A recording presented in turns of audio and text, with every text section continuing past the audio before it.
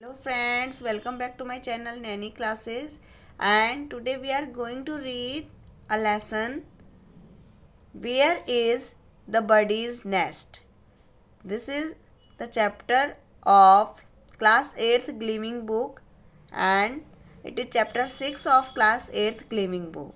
So we will read this lesson and we will practice of reading through this lesson. Let's start the lesson. Where is the bird's nest? It means birdie means bird. तो एक bird का घोंसला कहाँ है? With the pace of modernisation are we forgetting something? With concretization of the cities and towns, what are we compromising?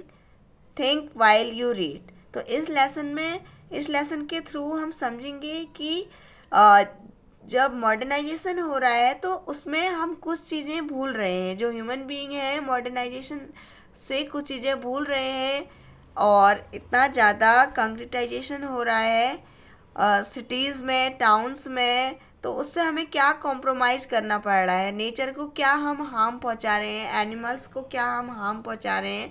तो ये story उसी के बारे में है. Let's start the story. It was the month of January and the winter chill was at its peak. तो ये जनवरी month की बात है और जनवरी जिस टाइम पे जो विंटर का मौसम है एंड जो विंटर है वो अपनी पीक पे है. मीन्स बहुत ज़्यादा उस समय पे ठंड पड़ रही है. And endless nights and foggy days had made everything very sleepy and slow. तो उस टाइम पे क्या हो रहा है? बहुत ज़्यादा ठंड है तो जिससे क्या हो रहा है, जो नाइट से हैं वो बहुत लंबी लंबी रातें हैं एंड जो डेज है वो फॉगी है. उस टाइम पे बहुत फॉग होता है और तो सारी चीज़ें उसमें पे स्लीपी स्लीपी हो रही हैं एंड स्लो हो रही हैं. जैसे कि विंटर में आपने देखा होगा जो नाइट्स होती हैं वो बड़ी होती हैं, डे आर बहुत छोटे होते हैं और उस टाइम पे इतनी ठंड होती है, इतना बाहर इतना फॉग होता है. तो उस टाइम पे जो लोग हैं वो भी बहुत कम बाहर निकलते हैं एंड सारा सुनसान सा हमें लगता है. तो जो यहाँ पे राइटर है वो बोल रही हैं कि उस टाइम पे सारा कुछ क्या हो रहा है, बहुत ज़्यादा स्लो हो गया है. For miles and miles, all people of my neighborhood could not be seen early in the morning and evening. तो बहुत दूरों तक उसको मॉर्निंग में उसके जो उसके नेबरहुड, उसके पड़ोस से कोई भी उसे दिखाई नहीं देता है मॉर्निंग में और इवनिंग में भी. But I, being a working lady, was as usual on my toes round the clock. Means जैसे कि जो ये ऑथर है वो एक वर्किंग लेडी है तो उसे मॉर्निंग में से लेकर इवनिंग तक वर्क करना पड़ता है. तो वो toes round the clock means वो रात दिन वर्क कर रही है. तो वो मॉर्निंग में जल्दी निकलती है, इवनिंग में लेट आती है. तो लेकिन जो उसके पड़ोसी हैं वो उसे कोई नहीं दिखाई देते हैं due to winter season.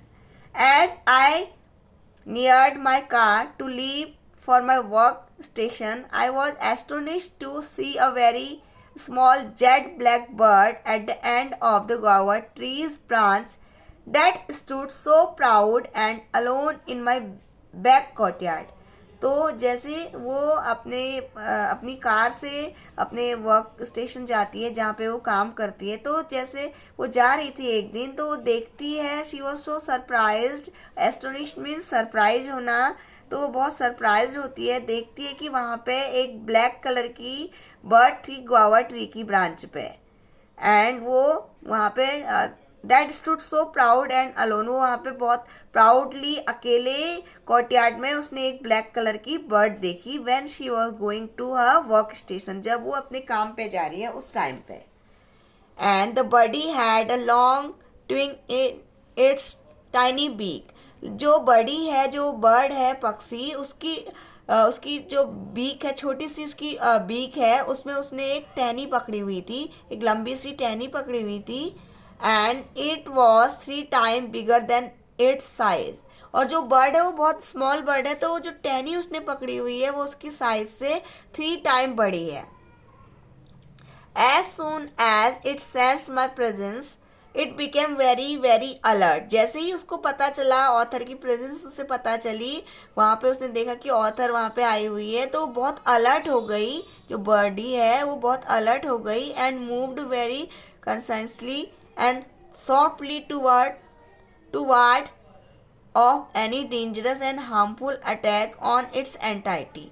Means जैसे ही उसने देखा यहाँ पे कोई है तो बहुत अलर्ट हो गई और बहुत ही सॉफ्टली वो डेंजर, कोई खतरे को देखते हुए वहाँ पे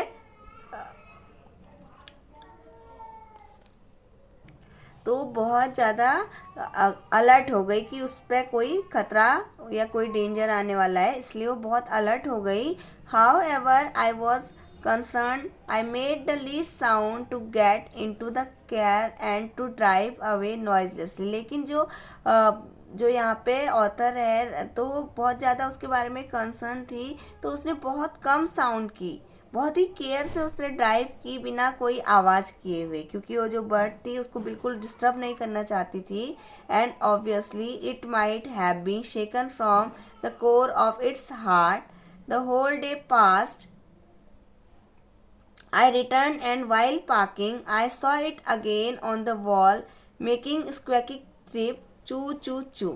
तो उसने देखा, जो बहुत आराम से जो ऑथर है वो उसने ड्राइव किया, बहुत केयरफुली ड्राइव किया। एंड देन पूरा दिन पास हो गया और वो जब वापस आई तो जब उसने देखा वो पार्क कर रही थी अपनी कार इवनिंग में, तो उसने उसे दोबारा देखा, वो वहाँ पे क्या कर रही थी, वॉल पे बैठी हुई थी बर्ड एंड साउंड निकाल ली थी, चू चू चू की साउंड वो निकाल ली थी। एक squeaky means high pitch sound, means जोर जोर से वो आवाज़ निकाल ली थी चू चू चू की। The next morning I again witness the birdie labouring hard. तो नेक्स्ट मॉर्निंग जब उसने देखा तो दोबारा उसने उस बर्डी को देखा कि वो हार्ड वर्क कर रही थी बहुत ज़्यादा। In first few days I was unable to make it up, but after some days I noticed a crude mesh of twig at the top of my car. पहले पहले तो जो ऑथर है उसे पता नहीं चला वो क्या कर रही है, बट कुछ समय बाद उसने नोटिस किया कि एक वहाँ पे उसकी कार के ऊपर कुछ टहनियाँ थी, कुछ टहनियों का मैच था उसकी कार के ऊपर। And one fine Sunday while resting in my room I heard sleeping and my husband asked, did you see the small black bird at the back. तो एक संडे जब वो अपने रूम में रेस्ट कर रही होती है, जो ऑथर है वो रेस्ट कर रही है अपने रूम में, then she heard sleeping sound, उसने बर्ड की स्लीपिंग साउंड सुनी, बर्ड्स के चहचहाने की आवाज़ सुनी। एंड जो उसके हस्बैंड है ही आस्क्ड हर, उन्होंने उससे पूछा, क्या तुमने डिड यू सी, क्या तुमने एक स्मॉल ब्लैक बर्ड देखी, बैक साइड में, हमारे घर के बैक साइड में क्या तुमने एक बर्ड देखी। देन यस आई कन्फर्म, तो उसने कन्फर्म किया कि yes I have seen a black bird, it is very small but very beautiful. तो उसने बताया अपने हस्बैंड को कि बहुत छोटी बर्ड है लेकिन बहुत ही ब्यूटीफुल है। It has a beautiful royal blue gleam on it's neck and it is making a nest. और जो ये बर्ड है इसकी नेक में एक ब्लू कलर की चमचम, मतलब उसकी ब्लू लाइन है, ग्लीम में चमचमाती हुई एक ब्लू लाइन है उसकी नेक में, बर्ड की नेक में, क्योंकि ये बहुत ही सुंदर बर्ड है और ये एक नेस्ट बना रही है। Some more days pass, now the nest was almost ready. तो कुछ और दिन बीत गए और जो नेस्ट था वो ऑलमोस्ट रेडी हो गया, बर्ड का घोंसला रेडी हो गया। I could come across the birdie very usually and now it would not get alarmed at my coming out to the back courtyard। तो कुछ दिनों बाद देखा इसका जो घोंसला था वो बन के तैयार था। एंड अब वो जो ऑथर थी वो उसके पास जाती थी जब पीछे, तो देखती थी वो, अब ना उसे देख के को बिल्कुल भी अब उसे कोई प्रॉब्लम नहीं थी बर्ड को, उसे जब उसे देखती थी, rather it would peep out and give that pleasant sleep. उसे देख के वो बिल्कुल घबराती नहीं थी जो बर्ड है, जबकि उसे देख के वो अपना बाहर झांकती थी एंड एक खुशी से चहचहाती थी, as if to wish me, जैसे कि वो उसे विश कर रही है, हैव अ गुड डे बोल रही है, क्योंकि वो उसकी हैबिचुअल हो चुकी थी किसकी, जो ये ऑथर है, उसको देख के उसे अब पता था कि इससे मुझे कोई भी खतरा नहीं है, that's why. and even my maid Sita had also become familiar to it. जो उसकी मेड है Sita, her name is Sita, तो वो भी बहुत ज़्यादा फेमिलियर हो गई है उस बर्ड के साथ में. As and when she would go to pick or keep the mop or broom, she also rejoiced looking at it. तो जब वो वहाँ बैकयार्ड में जाती है पोछा या झाड़ू लेने के लिए, तो वो उसे देख के क्या होती है, हैप्पी होती है. Rejoice means happy. And whenever Sita would wash clothes every Wednesday and Saturday she would sing her bindaas. तो जब सीता वर्क करती है, कपड़े वॉश करती है एवरी वेंसडे एंड सैटरडे, तो वो अपना गाना गाती है सीता बिंदास. तो एक सॉन्ग मतलब वो अपना गाती है बिहारी सॉन्ग, क्योंकि वो बिहारी है तो बिहारी सॉन्ग गाती है. एंड द बर्डी वुड सिर्फ here and there as if to provide sound effect in a movie. तो जो बर्डी है वो भी उसके गाने को सुन के बहुत खुश रहती है एंड वो ऐसे बिहेव करती है, ऐसे चहचहाती है जैसे कि वो एक मूवी में साउंड इफेक्ट दे रही है. तो बर्डी भी उनके साथ फेमिलियर है, उस मेड के साथ में एंड ऑथर के साथ में. और जब वो गाना गा रही है मेड उनकी, तो उसको साउंड इफेक्ट देती है. In this way 1 month passed. तो इस तरीके से 1 महीना बीत गया. And the birdie was familiar member now. तो वो एक फैमिली मेम्बर हो गई. तो एक वो फैमिली मेम्बर हो गई उनकी. And my daughter clicked a picture of it on my mobile and felt at the 9th cloud. Means जो उसकी डॉटर है ऑथर की, उसने उसकी पिक्चर ले ली, एक पिक ले ली है मोबाइल पे अपनी मदर के, और वो ऐसे फील करे जैसे कि वो 9th क्लाउड पे. मीन्स एक्सट्रीमली हैप्पी, कि वो बहुत खुश हो गई थी उसकी पिक लेके, बर्डी की पिक लेकर. जो डॉटर है ऑथर की वो बहुत खुश थी. Then one day as usual I was very quick to get ready. तो एक दिन देखा जैसे वो बहुत जल्दी में थी ऑथर रेडी होने के लिए, क्योंकि उसे ऑफिस जाना होता है. She was a working lady, तो बहुत जल्दी में है. The minute I went out to spread my towel on the line, I heard a sharp repetitive but sad शरीफ ऑफ द बर्डी. जैसे वो बाहर जा रही थी अपना टावल डालने के लिए, बाहर फैलाने के लिए, तो उसने एक साउंड सुनी जो कि कॉन्टिन्यूस वो साउंड आ रही थी उस बर्ड की. लेकिन वो बर्ड की जो साउंड थी वो बहुत ही सैड साउंड थी. उसकी जो आज आवाज़ थी बर्ड की, जो उसकी चहचहाना था, वो डेली की तरह खुशी का चहचहाना नहीं था. वो बहुत ऐसी साउंड लग रही थी जैसे कि जो बर्ड है वो बहुत ज़्यादा दुखी है. I looked at the wall. तो जो ऑथर है उसने वॉल पे देखा, दीवार पे देखा. In the branches above but it was nowhere. तो उसने ऊपर ब्रांचेज में भी देखा, लेकिन उसे वो वहाँ पे बर्ड नहीं दिखाई दी. तो considering that it must be from the adjoining house I hurried to my room. तो वो उसके बाद वहाँ पे गई, जल्दी से अपने रूम पे गई. And while I was putting on my shoe. जब वो अपने शू पहन रही थी, Sita went out to keep the broom and came inside. Sita वहाँ पे अपना ब्रूम लेने गई, झाड़ू लेने गई, तो अंदर आके बोली, बीबी जी व्हाट हैव यू डन. आपने क्या कर दिया. आउटसाइड द चिड़िया इज वीपिंग. बाहर जो बर्ड है वो रो रही है. Somebody broke its nest. किसी ने उसका नेस्ट तोड़ दिया. It is weeping. वो रो रही है, बर्ड जो है वो रो रही है. When and how. Answering I rushed out. तो वो कब और कैसे हुआ, ऐसे बोलते हुए दौड़ के बाहर आई ऑथर. तो I was shock to see that the nest was not there. वो बहुत शॉक्ड रह गई कि वहाँ पे नेस्ट नहीं था. एंड